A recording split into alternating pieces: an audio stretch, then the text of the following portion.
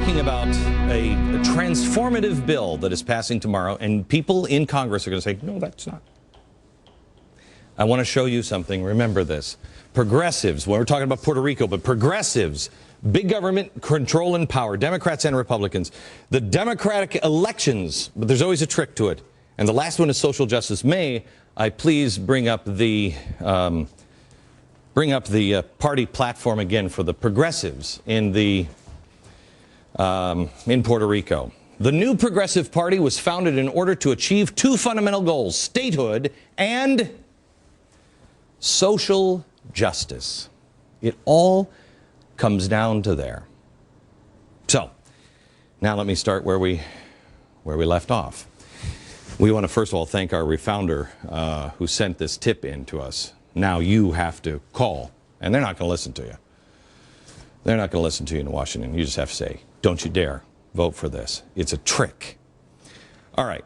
Now this, what's happening in Puerto Rico, Puerto Rico has voted on this multiple times. They don't want to be a statehood. They are already self-determined. Right now, they receive many benefits of U.S. citizenship without paying any of the nasty taxes. What is it all about? It's about bringing more people on board, more people who can vote for the Democratic Party. It is a four-step process to ensure that they will essentially be one party for the next century. And here they are. I think there's actually five. I found one in the break. First, the Democrats want 12 million, and that's a small number, 12 million people who are illegal aliens here in the United States. Okay? 12 million illegals. How many votes? 4 million votes? How many votes is that? Do we know? 12 million illegals? No, they're children. Tiffany, they can't all be. I'm going to say 4 million votes. Okay? Oh, this is 12 million potential voters? Got it? Now, they have also introduced now in D.C. legislation in the District of Columbia. They want to make sure that's happening. One extra vote in the House. Got it? They also want to help convicted felons. There are 4 million convicted felons. Again, they believe that convicted felons would vote Democrat. There are 4 million votes there. Third, they tried to grant the statehood of the District of Columbia. I just told you about that. Also, Puerto Rican, 4 million Puerto Ricans. What do you have here? What do you have? You have a bunch of people. By the way, you have 2 senators and 6, is this right? 2 senators and 6 House members. You change the makeup of the House and the Senate. And that's just opening the door. D.C., you think they're only going to do this? Why would you send representation? This is something that our founders said, absolutely not. Don't ever do that. The district cannot have representation, but we want to do it anyway. That is opening the door. How could you give them 1? Well, why do they only get 1? You open the door. This is what this is all about. They're going to say this is about racism. They're going to say this is about freedom. They're going to say this is about whatever it is. It's not. It is a numbers game. That's all this is. A numbers game. Dilute the vote. Back here.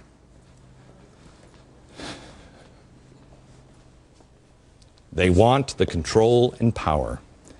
They will use the Democratic elections. He's democratically elections. Why wouldn't you do that?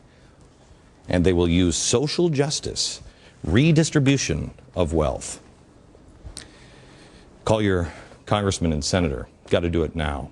Now, on tomorrow's program, I want to tell you a couple of things. I'm going to tell you on tomorrow's program, we have some additional news on the Chicago exchange, the carbon exchange. We have some. I think this is as big as the Van Jones thing. So maybe the New York Times could report on things now. Otherwise, when people start going to jail or people start getting fired or whatever, then there are, when they write Van Jones left the White House, their readers won't go, what for? What happened? We have something you do not want to miss tomorrow. And I'm going to ask for your help on something next. David Barton is here, and I want to teach a little bit about history, or have him teach a little bit about history, show you where we've been in the past and what we need to pick up again. Because we're playing a dangerous game here. And there's only one thing that will help us. Next. The story of the Black Regiment and their role in American history. Next.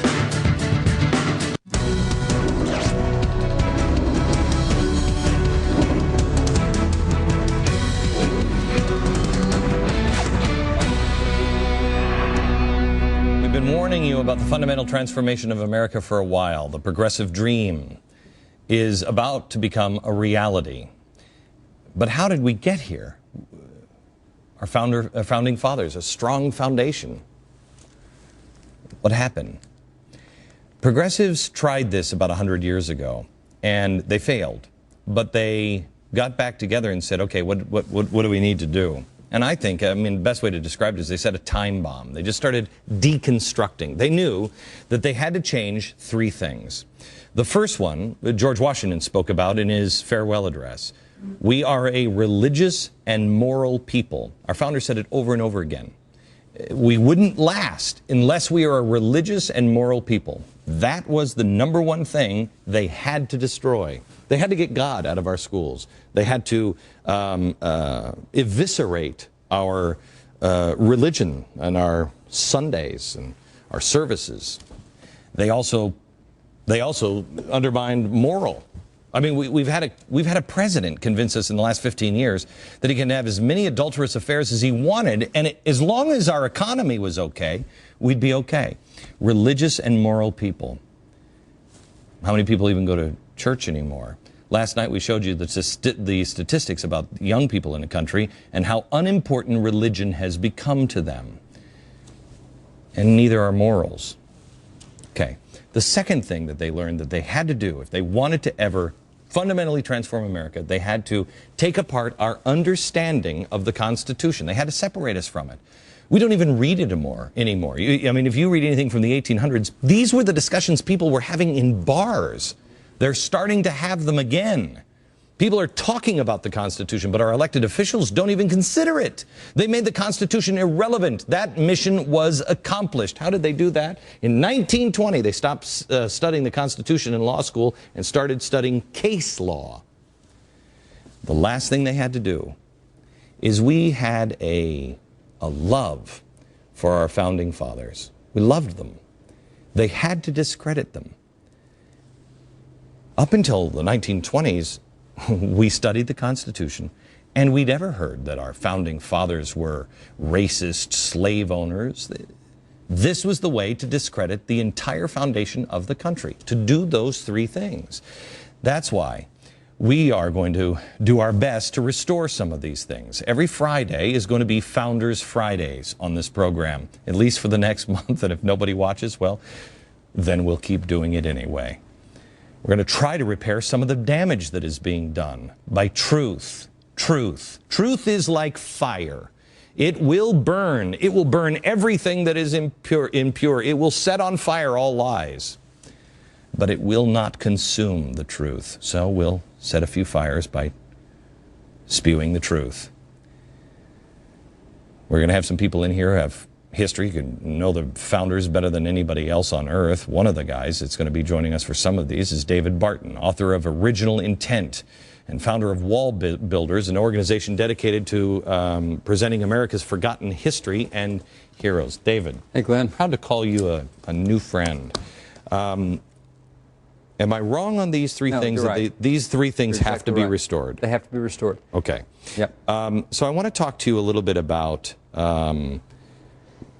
something else you and I have talked about off air for a while, and that is the Black Robe Brigade. Yeah. And America, I'm going to ask you now, if you have your pastor, your priest, or your rabbi, whoever it is, tell them to turn on the show or take down this information, because this is important. You have to do this.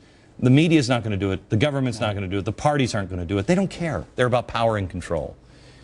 If you care about the Constitution, this is what you have to do. Tell me about the Black Robe Brigade. What were they? Who were they? The Black Brigade, or the Black Regiment, were the preachers, because they all wore black robes. Black preachers, white preachers, they all wore black robes.